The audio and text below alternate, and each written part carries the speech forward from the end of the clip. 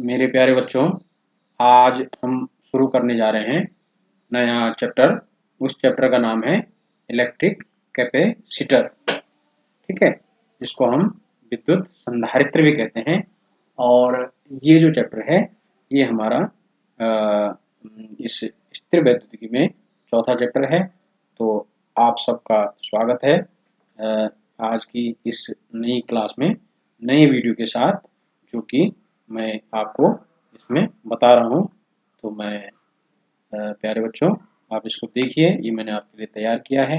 और किस तरह से हम विद्युत संधारित्र को समझते हैं, इसमें हम समझेंगे कि विद्युत संधारित्र क्या है, क्या उसका सूत्र है, क्या मात्रक है। और इस पर जो आगे न्यूमेरिकल्स कर रहे हैं वो हम आगे करेंगे, लेकिन अभी हम पहले ये समझेंगे कि विद्युत संधारित्र क्या है, विद्युत धारिता क्या है। ठीक है, उसके बारे में हम इसमें पढ़ेंगे। तो ये आप पहले हम समझते हैं विद्युत धारिता। ये आप देखिए, यहाँ पे मैंने लिखा है विद्युत धारिता। ये विद्युत धारिता के लिए ये जैसे एक ये बर्तन है, ठीक है ना, ये आप देख रहे हैं, ये बर्तन है। तो इस बर्तन में मैं अगर ये पानी डाल रहा हूँ ऊपर से, देख रहे हैं ऊपर से पानी डाल रहा है, तो जैसे जैसे मैं पानी डाल रहा हूँ तो इसका तल क्या हो रहा है, पानी से भर रहा है। तो पानी डालने से क्या हो रहा है, तल भर रहा है। तो उसी प्रकार अगर ये कोई चालक है, ये कोई क्या है, चालक है, इस चालक को क्या दे रहे हैं, क्यू आवेश। इस चालक को क्या दे रहे हैं, क्यू आवेश।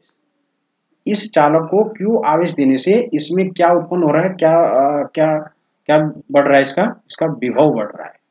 चालक को क्यू आवेश देने से इसका विभव बढ़ा। तो आप ये समझ सकते हैं कि जिस प्रकार से हम बर्तन में द्रव डालने से उसका तल बढ़ता है, द्रव डालने से उसका तल बढ़ता है, ठीक उसी प्रकार क्या है कि चालक को आवेश देने से उसका विभव बढ़ता है।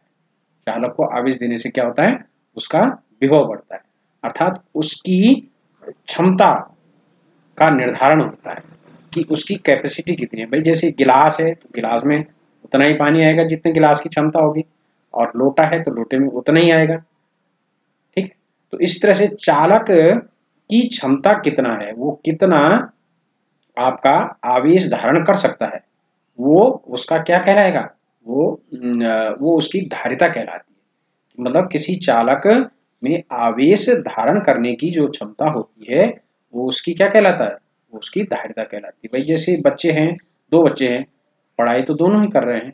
अब ये देखिए कि पूरे, अब जब बाद में एग्जाम होते हैं तो एक बच्चा आप 60% मार्क्स लाता है, एक 90 ला देता है। तो कहने का मतलब उसकी क्षमता 90 वाले की क्षमता ज़्यादा है, 60 वाले की उससे कम है। तो उसमें डिपेंड करता है कि आपकी कैपेसिटी कितनी है, आपकी क्षमता कितनी है, जिससे कि आप उस चीज़ को अपना पोटेंशियल बढ़ा सकते हैं। आपकी क्षमता पर निर्भर करेगा आपका पोटेंशियल, कि जितनी आपकी कैपेसिटी ज़्यादा होगी आपका पोटेंशियल ज़्यादा होगा, आपका आउटपुट ज़्यादा अच्छा आएगा। बात समझ में आ गई? तो ये आप इतना समझेंगे कि बर्तन में पानी डाला और उसका तल बढ़ा, तो जैसे ही ये हुआ वैसे ही चालक में आवेश दिया, आवेश देने से विभव बढ़ा। तो इसलिए हम लिख सकते हैं Q directly proportional to V, अर्थात आवेश बढ़ने से विभव का मान बढ़ता है। अब मैं इस अनुक्रमानुपाती नियतांक को हटा देता हूं और इसके उसमें क्या लगा देता हूं, इक्वल टू का चिन्ह। तो जब इक्वल टू का चिन्ह लगा दिया तो उसमें एक नियतांक लिख देते हैं। यहाँ पर नियतांक में क्या लिख रहा हूँ, C। जो C क्या है, एक नियतांक है। इसी नियतांक C को हम क्या कहते हैं, धारिता कहते हैं। इसी नियतांक C को क्या कहते हैं, धारिता। तो C का मान कितना आएगा, यहाँ से C बराबर कितना हो गया, Q बटे V। C बराबर कितना हो गया, Q बटे V। Q का मतलब हो गया आवेश और V का मतलब हो गया विभव। ठीक है ना। अब यदि मैं क्या करूं, V का मान 1 वोल्ट रख देते हैं, V का मान, तो ये इससे C का मान कितना आएगा, C बराबर Q हो जाएगा। ये 1 आएगा नीचे, ये 1 ये Q बटे 1 आएगा, तो कितना आ जाएगा, C बराबर Q। तो कहने का मतलब यहाँ पर अगर मैथमेटिकली आप देखें तो मैथमेटिकली भी इसकी परिभाषा निकाल सकते हो कि किसी चालक को दिया गया आवेश, किसी चालक को दिया गया आवेश Q तथा उसके विभव में उत्पन्न होने वाली वृद्धि v के अनुपात को हम क्या कहते हैं? चालक की धारिता कहते हैं, अर्थात C बराबर Q अपॉन V। अब ये तो ऐसी परिभाषा, लेकिन इसके आधार पे हम आप अगर और समझें तो मैं इसको देखो भाई, यहाँ पर एक छोटा गोला है जिसमें कितना आवेश है? 5, जिसमें 5 कूलम का आवेश है, 5 कूलम का आवेश है, इसको 5 कूलम का आवेश दिया तो इसका विभव उस हिसाब से बढ़ेगा। अब ये गोला बड़ा कर दिया मैंने, ये गोला क्या कर दिया? बड़ा कर दिया। इसमें 50 जितना भी है लगभग इतना आवेश है, तो इसमें कितना विभव इसका ज्यादा होगा, इसका विभव क्या होगा? ज्यादा होगा। तो आप देख रहे हैं कि Q बढ़ने से V का मान बढ़ रहा है, यहाँ कम था तो फिर कम, यहाँ ज्यादा है तो ज्यादा, तो Q बढ़ने से V का मान बढ़ रहा है। तो मैं लिख सकता हूँ Q अनुक्रमानुपाती V, Q अनुक्रमानुपाती V। इसको मैं दोबारा से समझाने की कोशिश कर रहा हूँ कि भाई दोबारा से इसको हम कैसे समझ रहे हैं। तो इसलिए मैं क्या लिखूंगा? Q बराबर क्या लिखेंगे? CV। Q बराबर क्या लिखेंगे? CV। यही C क्या कहलाता है? धारिता। और यहीं से ये सूत्र आ गया। मतलब इस उसमें आपको मैंने समझाने की कोशिश की है कि भाई ये चालक, ये इसके आकार और क्षेत्रफल पर निर्भर कर रहा है। ये आकार छोटा है तो धारिता कम है, आकार बढ़ गया तो धारिता बढ़ गई। तो अब आप मेरे उसमें आप आइए कि यहाँ से वहां तक वो तो बात थी समझने वाली, जो आपके नोट्स बनेंगे वो यहाँ से बनेंगे, ठीक है ना? तो हम कहेंगे कि धारिता क्या है, इस तरह से ये धारिता क्या है और इसका मात्रक लिखिए। तो अब आप आइए कि ये सब मैंने आपको पिछला समझा दिया। अब देखिए, जब किसी चालक को आवेश दिया जाता है तो उसका विभव बढ़ने लगता है। यदि चालक को Q आवेश देने पर उसके विभव में V वृद्धि हो तो हम लिख सकते हैं, पहले में already I have discussed it, so Q directly proportional to V। If we remove proportional T, then I will put equal to, then equation will Q will equal to CV, where C is a constant which is called capacity, so the value of C will be C is equal to Q upon V। मैं आपको बार बार इसलिए दिखा रहा हूं कि भाई आपको समझ में आ जाए, ठीक है ना? समझने की कोशिश कर रहे हैं, ये आ रहा है। तो अब ये C नियतांक आ गया, ये चालक के तहत इसका मान किस पे निर्भर करता है? ये जो C है इसका मान निर्भर किस किस पे करता है?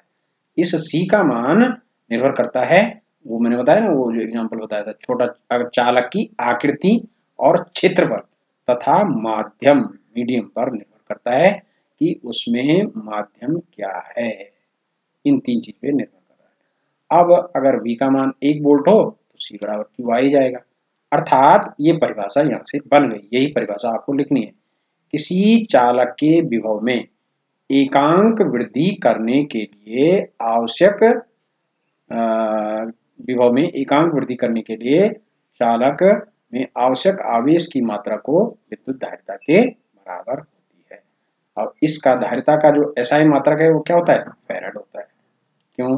क्योंकि ये फैराड का मतलब हो गया, एक फैराड मतलब 1 कूलम बटे 1 वोल्ट, इस परिभाषा से। अर्थात इससे परिभाषा क्या बनेगी? किसी चालक को अगर हम 1 कूलम का आवेश देते हैं, चालक को क्या करते हैं? 1 कूलम का आवेश देते हैं, और 1 कूलम आवेश देने पर उसके विभव में कितना उत्पन्न होता है, कितना वृद्धि होती है? 1 वोल्ट की वृद्धि होती है। तो धारिता कितनी हो जाएगी? 1 फैराड। धारिता कितनी हो जाएगी? फैराड। फैराड का मतलब हो गया कूलम प्रति वोल्ट। कूलम प्रति वोल्ट को ही फैराड कहते हैं। बात समझ रहे हैं? कूलम प्रति वोल्ट को क्या कहते हैं? फैराड। तो संक्षिप्त में फैराड लिख दिया। फैराड को अगर हम सीजीएस पद्धति में इसको नापते हैं तो स्टैथ फैराड बोलते हैं। सीजीएस पद्धति में इसको क्या बोलते हैं? स्टैथ फैराड। और इसके और मात्रक जो न्यूमेरिकल में काम आते हैं, माइक्रो फैराड भी होता है, माइक्रो फैराड, और दूसरा मात्रक इसका पिको फैराड भी होता है। तो 1 microfarad is equal to होता है 10 की घात ऋण 6 फैराड, और 1 picofarad is equal to होता है 10 की घात ऋण 12 फैराड। समझ रहे हैं बात? अब आप यहाँ पे देखिए, मैं ये हमने धारिता समझ ली है कि विद्युत धारिता क्या है, ये आपको मैंने समझा दिया है। उसका जो फॉर्मूला है C बराबर कितना है, Q बटे V।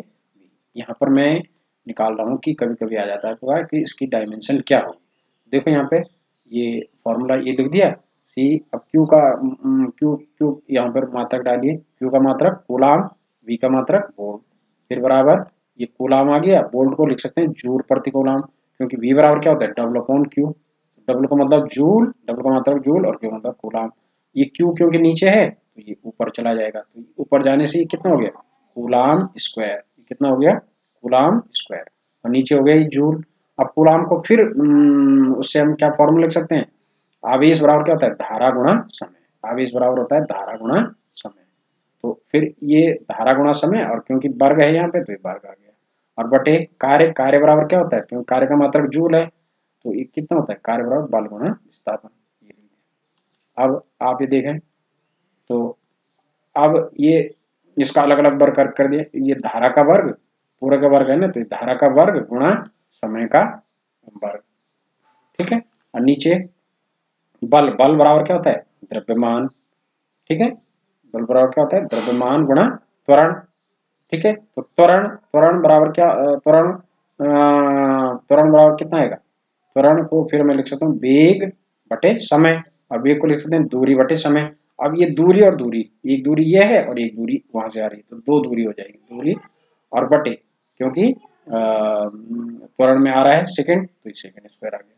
फिर क्या लिखेंगे, ये धारा स्क्वायर आ गया, ये समय क्योंकि नीचे है ये फिर ऊपर चला जाएगा तो इस समय की घात 4 हो गई, और फिर नीचे द्रव्यमान, द्रव्यमान हो गया गुणा दूरी। अब इसको रख देंगे, ये आ गया आपका धारा।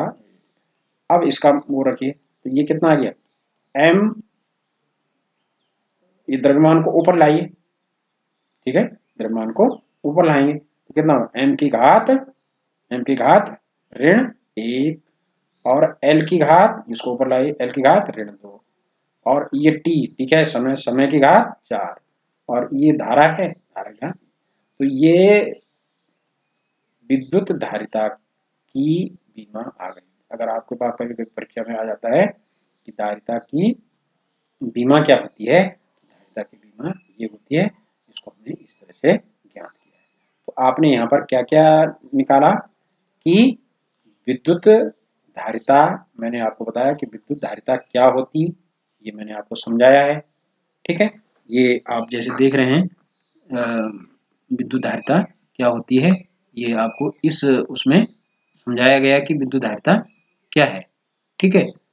और ये हमने समझा, फिर धारिता का हमने सूत्र ज्ञात किया, धारिता का सूत्र ज्ञात किया, फिर हमने क्या निकाला, इसमें हमने इसका मात्रक भी निकाला, फिर हमने इसमें और क्या किया, ये कि भाई धारिता किन किन चीजों पे निर्भर कर रही है, उसके आकार, क्षेत्रफल और माध्यम पे, ठीक है, इसका मात्रक, सूत्र और इसकी किन किन चीजों पर निर्भर है।